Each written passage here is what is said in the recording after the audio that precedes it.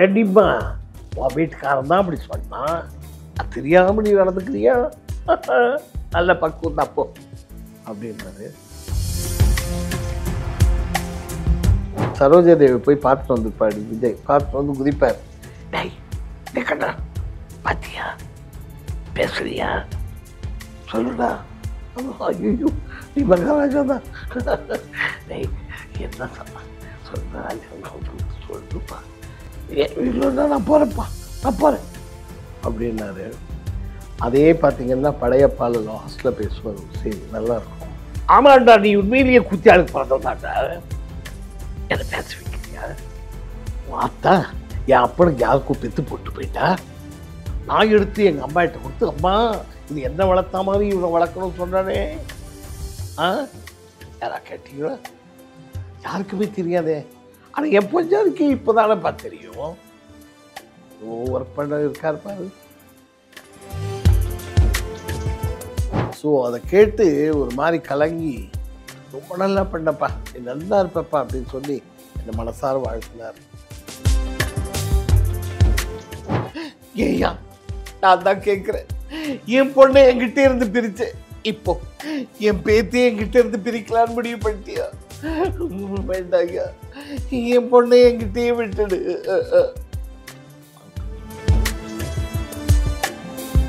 நானும் அருமை தம்பி சிவகார்த்திகேயன் எல்லாம் ஒன்றா பண்ணோம். சிவகார்த்திகேயன் பாதியில் வந்தா அப்படி, அண்ணே நான் இந்த மாதிரி பண்ணுறேன்னே, உங்கள் ஆசீர்வாதம் இருக்கணும்னு வந்தான். அண்ணா இருப்பா அப்படின்னு. நீ எப்படி வந்தான்னு முதல்ல உன்னை செக் பண்ணி பார்த்தா தான் எனக்கு தெரியும். நீ எத்தனை கோடி ஒன்றா சம்பாதி, ஆண்டவன் என்னையும் சம்பாதிக்க விடலாம், சொல்ல முடியாது. 80ஸ்க்கு முன்னெல்லாம் இருந்த கலைஞர்கள் எல்லாம் ஒரு தாய் வயிற்றில் இருந்து கருவாகி பிறந்த குழந்தைகள். 90ஸ்க்கு அப்புறம் வந்ததெல்லாம் எல்லாருமே டெஸ்ட் பேபி மாதிரி. இல்லாததொன்றில்லை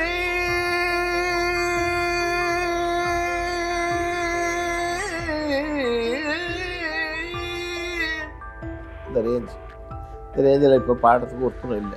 ஆனால் இப்போ அது இல்லையே, வரியா வரியா வரியான்னு பாடுறான்.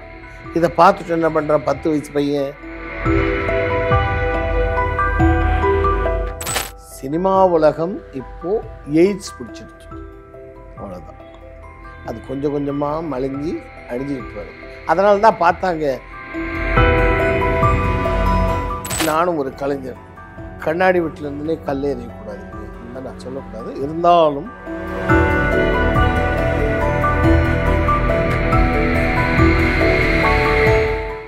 வணக்கம் சார்.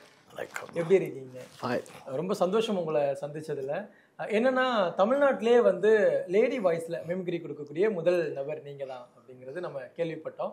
ஸோ மிமிக்ரி மட்டும் இல்லாம நடிகரும் கூட, நடன கலைஞரும் கூட நீங்க. Singer also. Oh super sir. First நம்ம மிமிக்ரி ஆர்டிஸ்ட் அதுல இருந்து வரலாம் சார். எப்போ சார் அந்த மிமிக்ரி பண்ணணும் வைக்கணும் அப்படிங்கிறதெல்லாம் உள்ள வந்தீங்க? அது வந்து சின்ன வயசுலேருந்து எனக்கு ஒரு பழக்கம். என்னென்னா, நான் ஸ்கூல் படிக்கும்போது என்னோடய ஃப்ரெண்ட்ஸ் சர்க்கிளில் உட்காந்துட்டு சினிமா டைலாக்கெல்லாம் பேசி பேசி காட்டுவேன். ஏன்னா எனக்கு சினிமான்னா ரொம்ப இன்ட்ரெஸ்ட்டு. ஸோ அந்த சின்ன வயசுலேருந்தே எனக்கு படம் எடுக்கணும், படத்தில் நடிக்கணும் அப்படின்ற மாதிரி ஒரு ஃபீலிங் இருந்ததால் அந்த ஒரு கேரக்டர் யார் பண்ணுறாங்க என்ன ஏதுன்னு பார்க்குறதில்ல. அது ஆணாக இருந்தாலும் சரி பெண்ணாக இருந்தாலும் சரி, அந்த கேரக்டர் எப்படி பண்ணுறாங்கன்றது உள் வாங்கிட்டு அப்படியே நான் பேசுகிறது. ஸோ அது சின்ன வயசுலேருந்து எனக்கு அந்த பழக்கம் இருந்தால, அது என்னுடைய ஃப்ரெண்ட்ஸ் சர்க்கிளில் இருக்கிறவங்க கல்யாணத்தில், சில ஃபங்க்ஷன், பிறந்தநாள், அது இதுன்னு நிகழ்ச்சி பண்ணது பார்த்து எல்லோரும் பிடிச்சி போச்சுன்னொடனே எனக்கு 10 ரூபா கொடுத்தாங்க. அப்போ நான் படிக்கிற காலத்தில் எனக்கு அது பெரிய விஷயம். என்ன வருஷம் இருக்கும் சார்? நான் ஆரம்பித்தது சின்ன வயசுலேருந்து.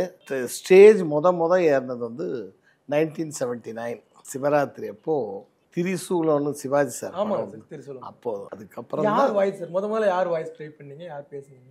நான் முதல்ல எங்கள் பெரியம்மா எஸ் வரலக்ஷ்மி, அவங்க வாய்ஸ் தான். அவங்களுடைய அந்த வாய்ஸ் எனக்கு ரொம்ப பிடிக்கும். சின்ன வயசில் என்னும்போது அது இன்னும் ஃப்ரீயாக வரும் வாய்ஸ்.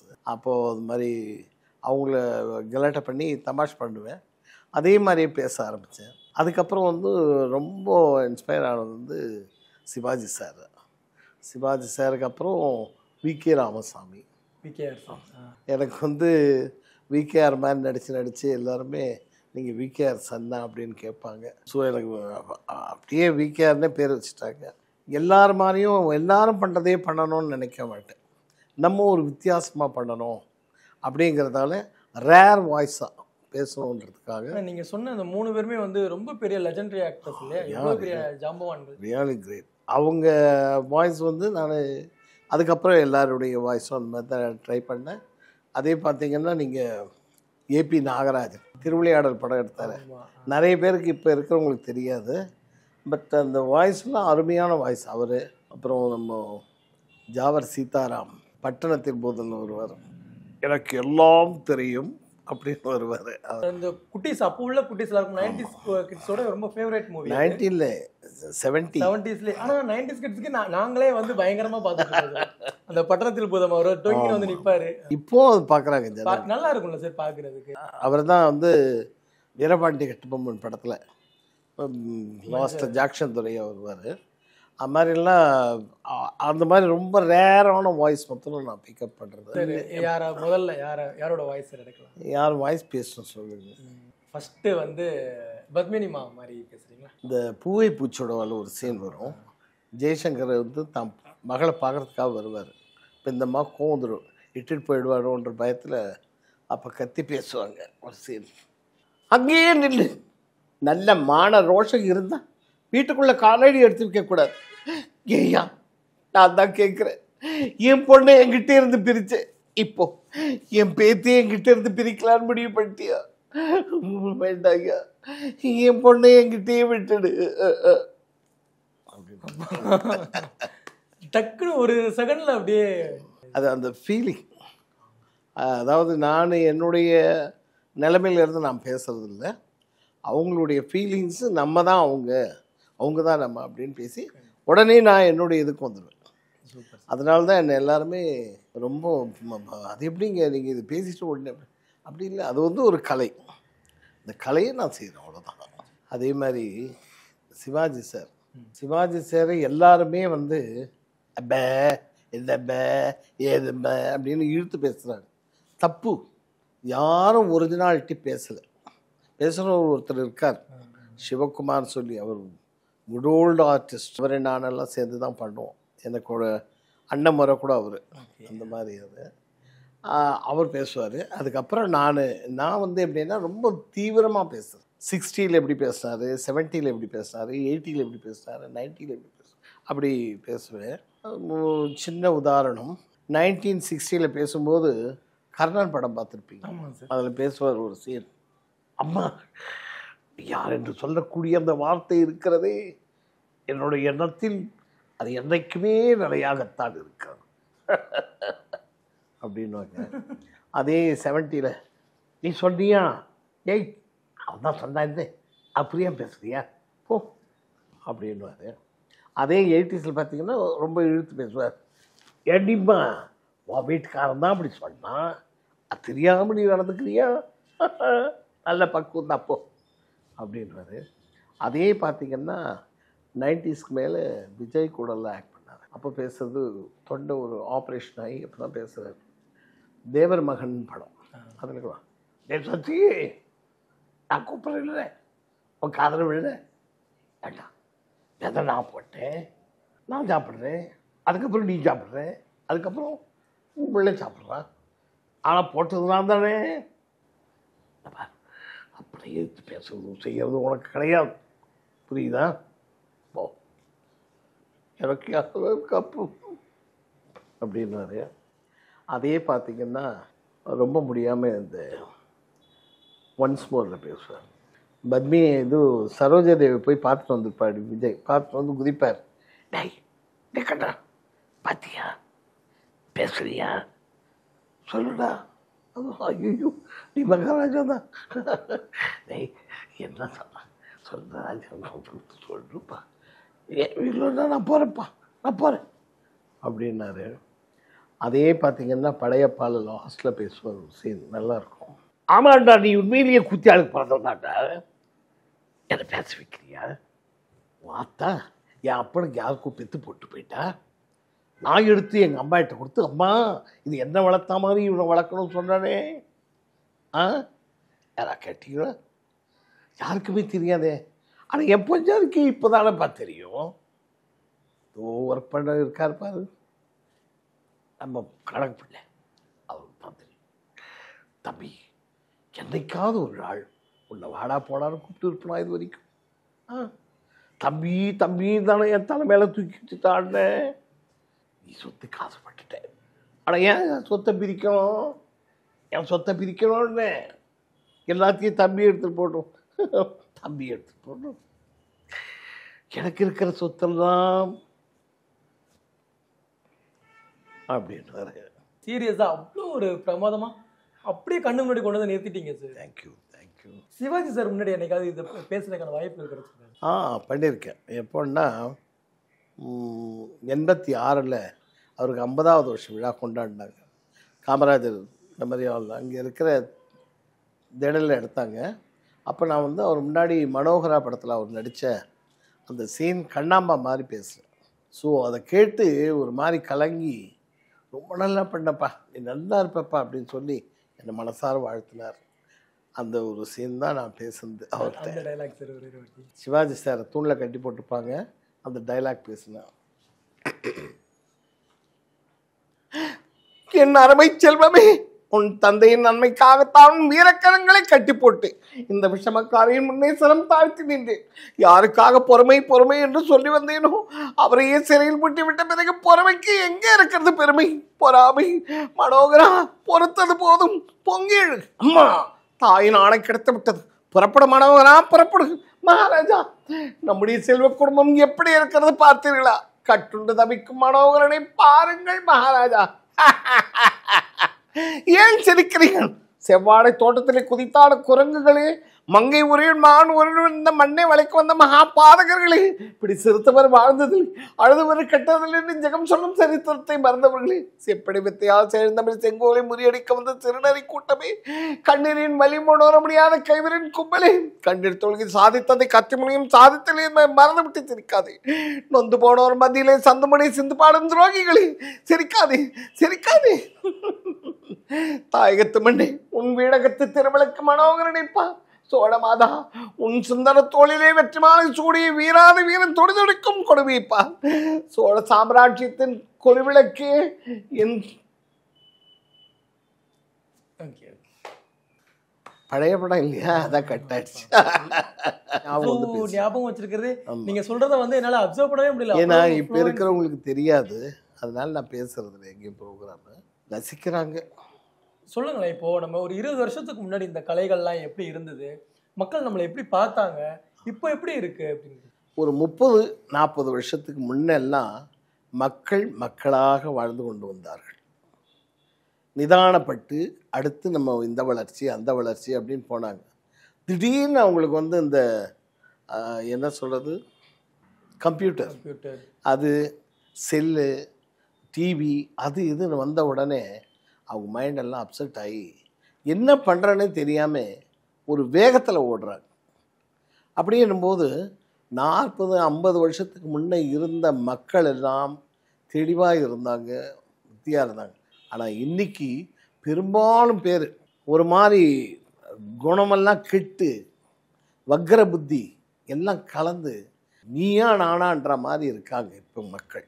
அதனால் அவங்களையெல்லாம் சாந்தப்படுத்தி மனுஷாலாக உண்டாக்கணும்னா இந்த மாதிரி பழங்கலைகளை எல்லாம் கொண்டு வந்து மக்கள் ரசிக்கிற மாதிரி செய்து அவங்கள சாந்தப்படுத்தும். இந்த கலைகள்லாம் அற்புதமான கலைகள். டிஎம்எஸ், நம்ம எம்எஸ் விஸ்வநாத் சார், டிஆர் மகாலிங்கம். இல்லாததொன்றில்லை